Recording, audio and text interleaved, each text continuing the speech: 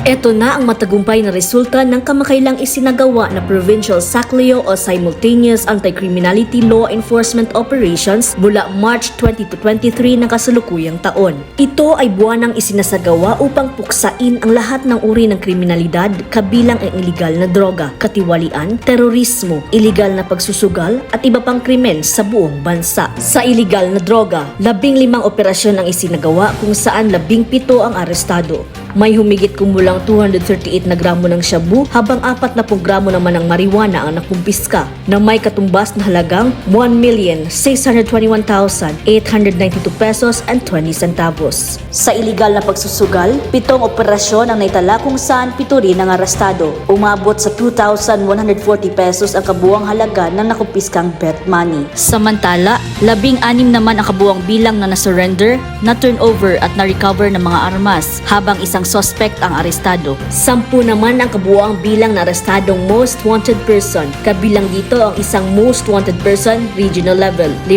most wanted person provincial level, isang most wanted person city level, at 3 most wanted person municipal level. Habang 22 naman ang kabuuang bilang ng arestadong other wanted persons na sangkot sa magkaibang kaso. Sa loob ng 4 na araw, 74 na operasyon ang naisagawa na rumisulta sa pag-aresto ng 58 na mga sospek sa iba't ibang uri ng krimen. Walang sawang magpapatuloy ang kapulisan ng Bukidnon sa pamumuno ng Provincial Director na si Police Colonel Jovit L. Kulaway sa pagtugis ng iligal na gawain sa probinsya upang mapanatili ang kaayusan at kaligtasan ng bawat mamayanan.